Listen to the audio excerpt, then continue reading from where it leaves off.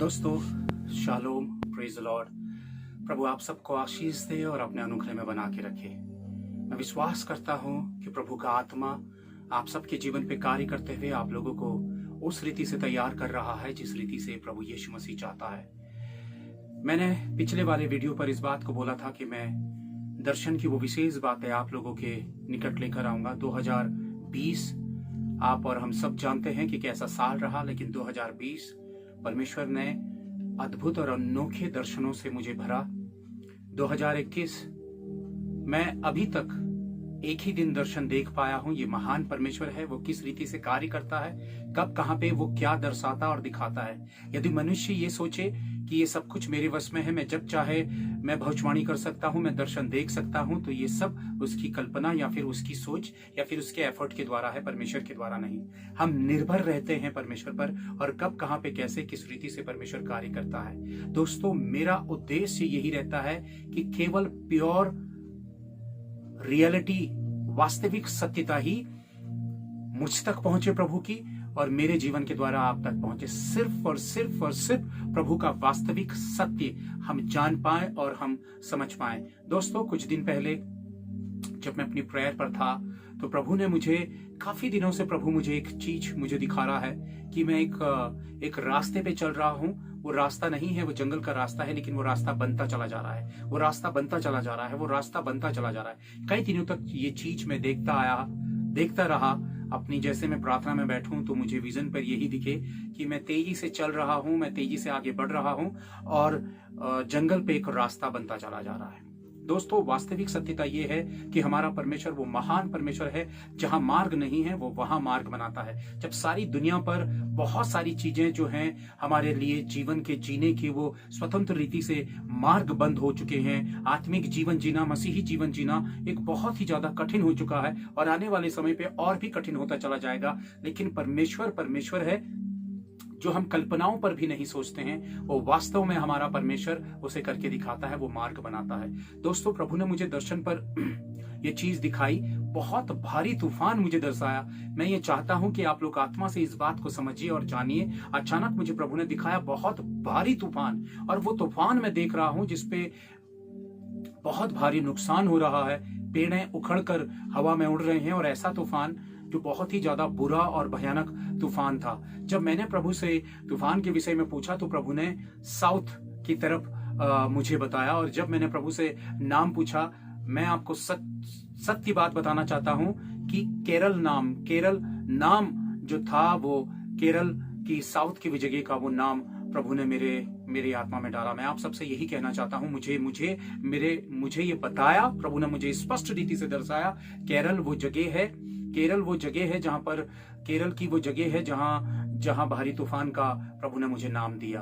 अब दोस्तों, मैं ये निवेदन और प्रार्थना करूंगा कि आप सब साउथ इंडिया की तरफ के लिए हम लोग प्रेयर करें कि किसी भी रीति से उन क्षेत्रों में तूफान ना आए। मैं ये विश्वास करता हूं कि प्रभु अपने लोगों को जब कुछ चीजें बताता है, तो जब धर्मी प्रार्थना करते हैं तो वो बुरी से बुरी बलाएं और आफतें टलती हैं। मैं ये विश्वास करता हूं, हो सकता है वो साउथ की तरफ हो या वर्ल्ड के किसी और भी हिस्से में हो, लेकिन मुझे ये नाम बताया, मुझे जो वास्तविक सत्य था मैंने आप लोगों के सामने रख दिया।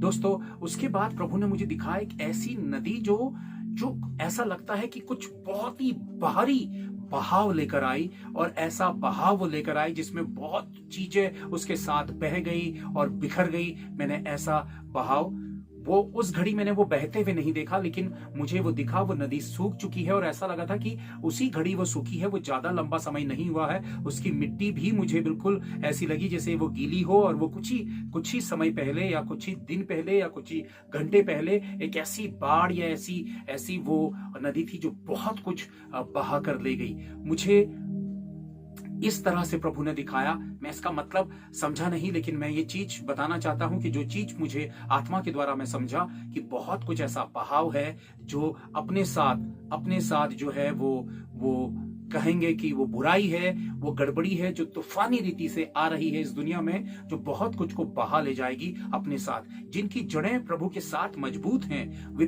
कई पेड़ मैंने उखड़े हुए देखे जो जड़ से उखड़ चुके थे। तो दोस्तों, बाकी पेड़ अपनी जगह में कायम थे। तो ऐसा तूफान जो दुनिया पर आएगा, मींस ऐसी बाढ़, यानी कि शैतानी बाढ़, शैतानी कार्यों की बाढ़ इस दुनिया पर आई है, ऑलरेडी आई हुई है और भी भारी रीति से आएगी। पर जिनकी जड़ें मसीह यीशु में मजबूत हैं, वो उस बाढ़ के बहाव पे नहीं बहेंगे। दोस्तों, ये चीज प्रभु ने मुझे दिखाई, बिल्कुल मुझे इतना नजदीक होकर प्रभु ने मुझे दिखाया कि आने वाला समय जो है वो वास्तव में शैतान के हाथों पर अधिकार जाएगा। ये बातें पहले से ही तय हो चुकी हैं कि शैतान के हाथों में कब किस रीति से अधिकार और सामर्थ्य दिया जाएगा। धन्य है वे लोग जिन्होंने अपनी जड़ें प्रभु के साथ वास्तव में मजबूत की हैं, सच्चाई में होकर मजबूत की हैं, सच का हाथ पकड़कर मजबूत की है। वो मुंह दिखाने वाले, वो एक दूसरे को प्रसन्न करने वाले धर्मी नहीं बने, वो झूठे धर्मी नहीं बने, वो दूसरों को प्रसन्न करने वाले धर्मी नहीं बने, और वो वाले धर्मी नहीं बने जिसका प्रतिफल शून्य है, जिसके लिए प्रभु ने मत्ती अध्याय 6 पर बोला है। दोस्तों, तो इसलिए अपने आत्मिकता पर झांके अपने जीवन को बेहतर बनाने का प्रयत्न करिए। झूठी धार्मिकता, दिखावे की धार्मिकता या झूठी मसीहत का पूरी तरह से बहिष्कार करिए, किनारा करिए और अपने प्रभु के सामने पवित्र आत्मा की प्रेरणा से पवित्र आत्मा को मांगिए, ताकि आप सच का पीछा करके वास्तविक सच्ची मसीहत पर आप अपने आप को मजबूत बनाने का प्रयत्न कर सके प्रभु के अनुग्रह के द्वारा। प्रभु ने मुझे दिखाया उसके बाद दोस्तों, जमीन से एक बहुत ही काला एक लावा सा फूट रहा है। बहुत भारी तौर पर नहीं, पर एक बहुत ही ब्लैक लावा सा जमीन से फूट रहा है। मैं समझ नहीं पाया ये जमीन से फूटने वाला वो क्या लावा है। दोस्तों, जो बाद में मैं समझा प्रभु से प्रार्थनाओं के द्वारा, मैं इतना ही समझा हूं कि ये लावा वो लावा है जो शैतान के अंधकार को और उसकी गंदगी को और उसकी जलजलाहट को प्रस्तुत कर रहा है, शैतान के उस क्रोध को प्रस्तुत कर रहा है जो इस जमीन पर जो लावा फूट रहा है। दोस्तों, ये हो सकता है कि ये जगह वो इज़राइल की वो जगह हो खास तौर पर, या हम कह सकते हैं कि यूरोपियन वो कंट्रीज हो जहां से ये चीज शैतान का बहुत बड़ा जो साम्राज्य है या फिर उसकी जो शुरुआत है वो होनी आरंभ होगी। दोस्तों, वो लावा काला वो लावा था, बहुत ही ब्लैक वो लावा था और जमीन से फूट रहा था। प्रभु ने मुझे ये दिखाया। और एक और महत्वपूर्ण चीज जो दोस्तों प्रभु ने मुझे विजन पर दिखाई, ये प्रार्थना पे नहीं दिखाया, बल्कि जब मैं रात को सोने जा रहा था तो कुछ क्षणों के लिए प्रभु ने मुझे दिखाया कि आने वाले समय पर इतनी भारी हो सकता है कि सूर्य जो है वो धरती के करीब आ जाए।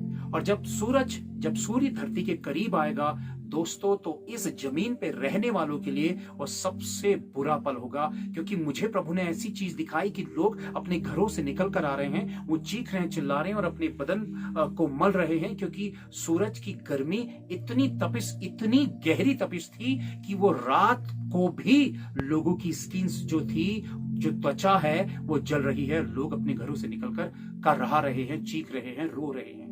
तो दोस्तों, ये दृश्य प्रभु ने मुझे ऐसे दिखाया जैसे भारी गर्मी पे जब आप देखते हैं कि दूर रेत है, रेगिस्तान है, और आप देख रहे हैं कि एक तपिश है, जो गर्मी की जो तपिश है हमें दूर से नजर आती है कि वो आग की वो तपिश सी है जो हमें नजर आती है, वैसी ही तपिश मैंने देखी जो लोगों को जला रही है। तो ये हो सकता है कि सूर्य धरती के इतने नजदीक आए कि लोग उस आग में झुलस जाएं, उनकी त्वचा जलने लगे और वो जलकर मरें।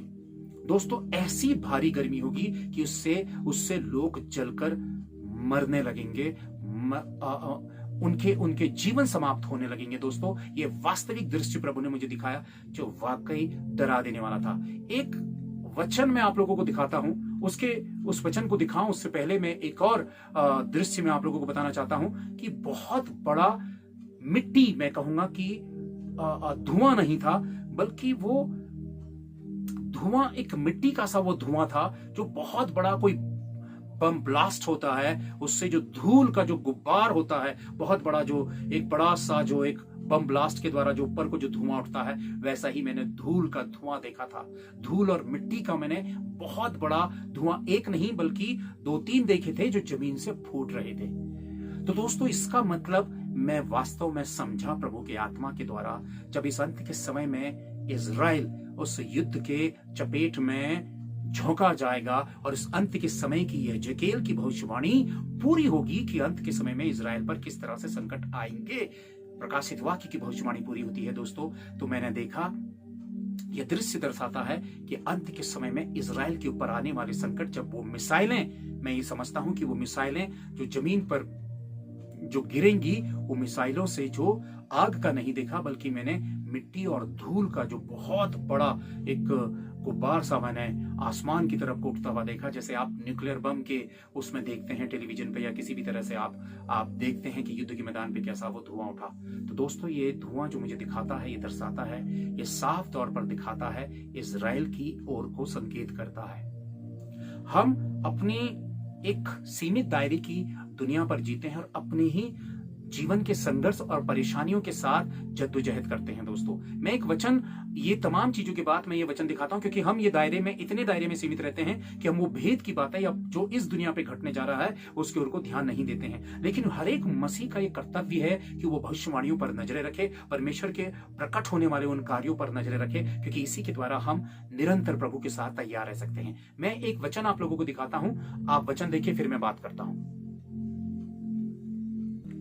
दोस्तों, प्रेरितों के काम अध्याय 2 वचन हम 19 देखेंगे।